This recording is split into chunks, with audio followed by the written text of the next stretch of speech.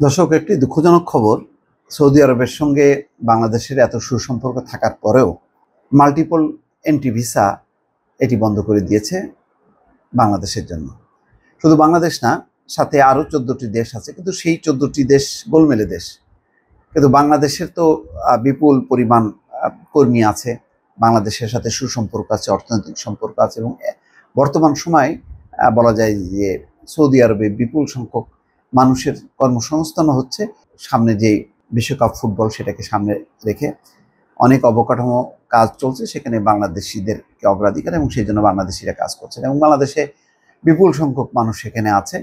তো এরকম আসা যাওয়ার মধ্যে, যেখানে এত মানুষ বাংলাদেশের, তারপরেও কিন্তু যখনই কোনো নিষেধাজ্ঞা আরোপ করা হয়, সেখানে সামনে চলে আসে বাংলাদেশ।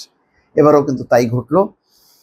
অবশ্য এটা সৌদি কর্তৃপক্ষকে এককভাবে দায়ী করলে হবে না। এই সৌদি আরবে প্রচুর পরিমাণ অবৈধ এবং তারা যে নিয়ম বহির্ভূত কর্মকাণ্ডগুলো করে আমাদের বিভিন্ন এজেন্সিগুলো, এবং তারপরে আমাদের সেখানে যারা বসবাস করে সেই লোকগুলো এক পর্যায়ে আইনের বাইরে চলতে শুরু করে, এবং তখনই নজরে আসে বাংলাদেশ, এবং যার ফলে বিপুল পরিমাণ লোকজন প্রতিনিয়ত গ্রেপ্তার হয়। কারাগারগুলোতে সম্ভবত বাংলাদেশি বন্দীদের সংখ্যাই বেশি, এবং অনেককে বহিষ্কারও করা হয় সেই দেশ থেকে। এবারও সেরকমই একটি ঘটনা ঘটল। সৌদি আরব 14টি দেশের মাল্টিপল এন্ট্রি ভিসা স্থগিত করেছে। 1 ফেব্রুয়ারি থেকে নতুন এই ভিসা নীতি কার্যকর হয়েছে। এই দিন থেকে সৌদি আরব শুধুমাত্র 14টি দেশের নাগরিকদের জন্য একক এন্ট্রি ভিসা প্রদান করছে, অর্থাৎ সিঙ্গেল এন্ট্রি, নট মাল্টিপল।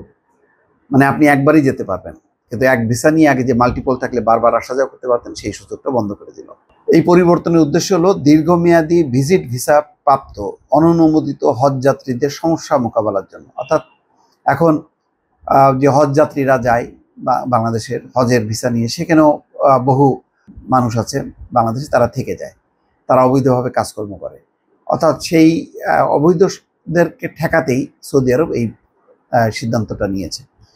14টা দেশের মধ্যে আছে 1 নম্বর আলজেরিয়া, আর 2 নম্বর বাংলাদেশ, 3 নম্বর মিশর, তারপর Ethiopia, Bharat, Indonesia, Iraq, Jordan, Morocco, Nigeria, Pakistan, Sudan, Tunisia এবং ইয়েমেন।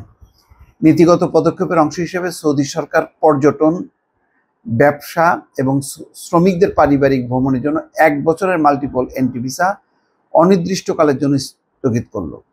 অর্থাৎ পর্যটন ভিসা, অর্থাৎ ভিজিট ভিসা, ব্যবসা ভিসা এবং শ্রমিকদের পরিবারের যে ভিসা, সেটা অনির্দিষ্টকালের জন্য স্থগিত করলো। নতুন নিয়ম অনুসারে 14টি দেশের পর্যটকরা এখন 30 দিনে একবার প্রবেশ ভিসার জন্য আবেদন করতে পারবেন, যার সর্বোচ্চ মেয়াদ 30 দিন। অর্থাৎ সিঙ্গেল এন্ট্রি ভিসা, সেখানে সর্বোচ্চ 30 দিন আপনি থাকতে পারবেন। তবে কূটনীতিক, শ্রমিক, হজ এবং ওমরা ভিসায় এর প্রভাব পড়বে না। সৌদি আরবের কর্মকর্তারা ইঙ্গিত দিয়েছেন, অনেক মাল্টিপল রিএন্ট্রি ভিসাধারী ভিসা নীতি ভঙ্গ করে অবৈধভাবে সৌদি আরবে বসবাস করে আসছেন এবং নানা অপকর্মে জড়িয়ে পড়ছেন। এমনকি অবস্থানের সময়সীমা অতিক্রম হওয়ার পরও পর্যটক ভিসার অপব্যবহার করে হজে অংশগ্রহণ করছে। অর্থাৎ পর্যটক ভিসা নিয়ে হজ করা যাবে না, এটা হচ্ছে তাদের স্ট্রিক্ট নিয়ম, কিন্তু সেটি মানছে না। প্রতিটি দেশের জন্য সৌদি সরকার হজ কোটা নির্ধারিত রয়েছে, কিন্তু family visit visa, multiple re-entry ভিসায় সৌদি আরবে প্রবেশ করে হজে অংশগ্রহণ করায় অতিরিক্ত ভিড়ে পরিস্থিতি খারাপ হয়। অর্থাৎ তাদের যে একটা সংখ্যা আছে, সেই সংখ্যার বাইরে চলে আসে যারা ওই মানে পর্যটন ভিসায় যায় অথবা ফ্যামিলি ভিসায় যায়, তারাও হজ করতে চলে আসে। তখন অতিরিক্ত ভিড় হয়, যেটা তারা সামলাতে পারে না। এটি নিয়ন্ত্রণের জন্য তারা মানে অনির্দিষ্টকালের জন্য মাল্টিপল ভিসা এটি স্থগিত করেছে। এর ফলে 2024 সালে অতিরিক্ত ভিড় এবং তীব্র গরমে 1200 জনের বেশি হজযাত্রী মারা গিয়েছিল। অর্থাৎ একটা পরিস্থিতি সামাল দেওয়ার জন্য এটি করছে। সম্ভাব্য পরবর্তী পদক্ষেপ কর্মকর্তারা মাল্টিপল রিএন্ট্রি ভিসা স্থগিত করার একটি অস্থায়ী পদক্ষেপ হিসেবে বর্ণনা করেছেন, তবে পুনর্বিবেচনার জন্য কোনো নির্দিষ্ট তারিখ দেওয়া হয়নি।